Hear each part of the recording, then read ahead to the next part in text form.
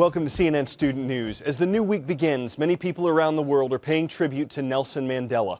He helped end apartheid, South Africa's practice of racial segregation. He became the country's first democratically elected president. Mandela died last Thursday at 95. Our show from last Friday covered his life and legacy. Yesterday was a national day of prayer in South Africa. An official memorial service is scheduled for tomorrow. Several world leaders are set to attend. Mandela's memory is being honored around the globe.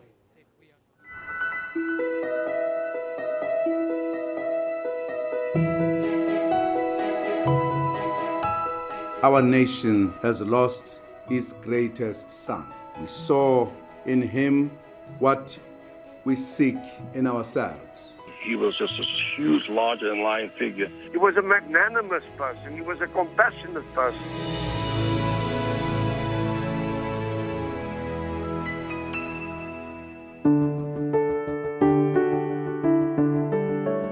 For the world, there's been no leader like him in my lifetime. He was remarkable. I mean, he had a wicked sense of humor, a twinkle in his eye, and yet at the same time, there was the serious side to him. What an extraordinary and inspiring man Nelson Mandela was. He was the person that I think more than any other person in the late 20th century represented the triumph of the human spirit over adversity.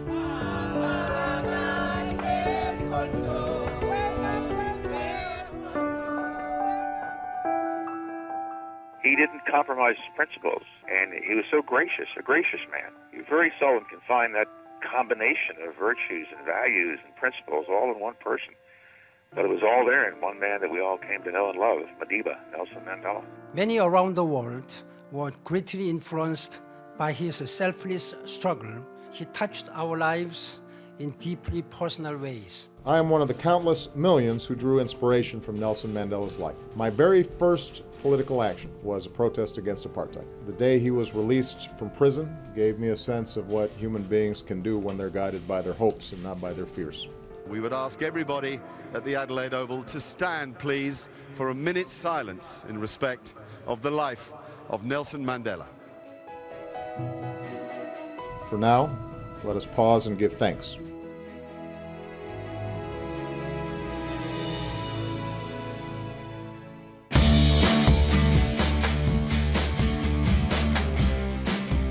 For our first roll call of the week, we thought we'd add a little color to roll call festivities. We're going to start with the Purple Riders from Martins Ferry High School in Martins Ferry, Ohio. Over in Fishers, Indiana, we've got the Golden Hawks from Riverside Junior High, and we'll round out our roll with the Red Devils. They're from Central High School in Phoenix City, Alabama. Economic indicators and winter weather. Economy's up first. The new U.S. unemployment rate, 7%, lowest it's been in 5 years.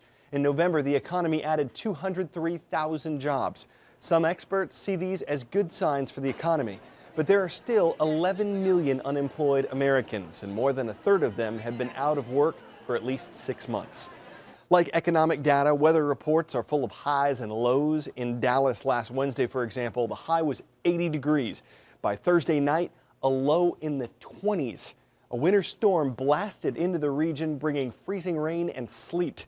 The winter weather moved east over the weekend. Experts predicted temperatures would be back on the rise today. When someone from one country visits another, it's unusual for that person to be held prisoner. That's what happened to Merrill Newman, though, when he took a trip to North Korea.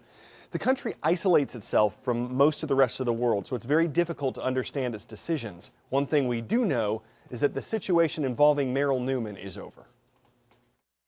Good morning. I'm delighted to be home. Merrill Newman, the 85-year-old Korean War veteran, spent 6 long weeks in captivity. It's not clear why the North Korean government suddenly let him go. But the state's news agency said he was deported for humanitarian reasons and because he was repentant. I can understand that in U.S. and Western countries, there is misleading information and propaganda about DPRK. It came a week after the former Army intelligence officer and later Silicon Valley executive gave this statement for his alleged war crimes while in Korea some 60 years ago. And killed 3 innocent operators, delayed the munition supply. Some described it as highly scripted political theater. This is a pattern of the North Koreans. They make some of these prisoners do confessions. They basically feel they have enormous leverage over you, and you know you're in a North Korean prison. You say that. Following his release, Newman first went to China, then flew home to San Francisco. His son and wife by his side at the airport. It's been a great homecoming, and I'm tired, but ready to be with my family now. And thank you all for the support we got. Here in Palo Alto at Newman's retirement complex, you can see the yellow ribbons to welcome him home. Though the U.S. has no formal relations with North Korea, a White House official says that Newman's release was the direct result of contact between Washington and the North Korean capital. Thousands of Westerners travel to North Korea each year at their own peril. Newman went there in October as part of a 10-day tour. The day before leaving, he had reportedly spoken to some Korean authorities about his military service. He was eventually pulled off his airplane just minutes before it was to depart. It's time for the shout out. How many countries have teams in the FIFA World Cup tournament? If you think you know it, then shout it out. Is it 8, 16, 32, or 64? You've got 3 seconds. Go.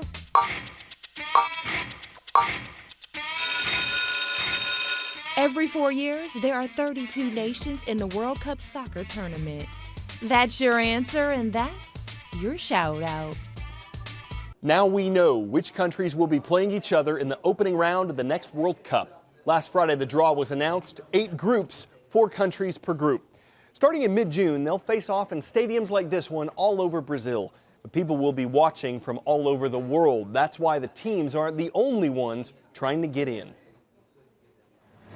As teams from countries the world over were fighting for one of the coveted 32 spots, big global brands were battling it out to be associated with the FIFA World Cup, estimated by some at a cost of $100 million each to be an official sponsor. So when you're talking to companies which are looking to have a global exposure, World Cup is the platform where you have global exposure. When it comes to current sponsors for FIFA, it's Visa, not MasterCard, Adidas, not Nike, McDonald's, not Burger King, Coca-Cola, not Pepsi.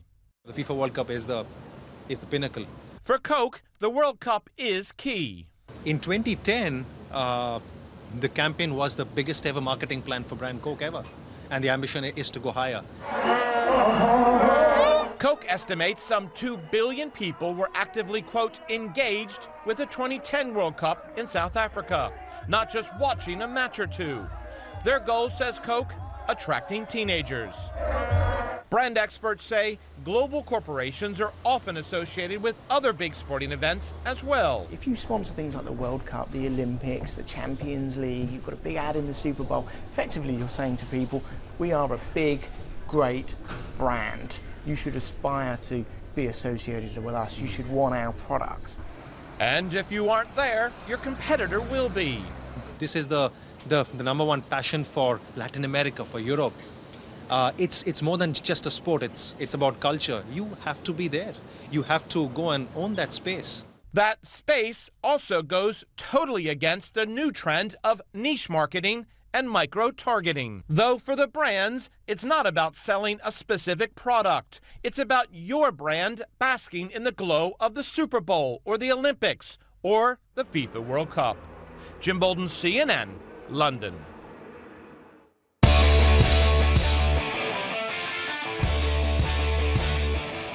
You probably heard your parents say, don't chew with your mouth open. I don't think anyone's gonna tell that to this shark. This video comes courtesy of a camera that was attached to the bottom of a boat. The sailors strung out bait and got this view of a shark chowing down. The animal just thought it was having lunch. Little did it know it was about to become a YouTube sensation. It's a classic bait and switch. After the shark's hunger had abated, it might have felt guilty, but that's a different tale. We've reached today's finish line. Enjoy the rest of your Monday. We'll see you again tomorrow. Bye now.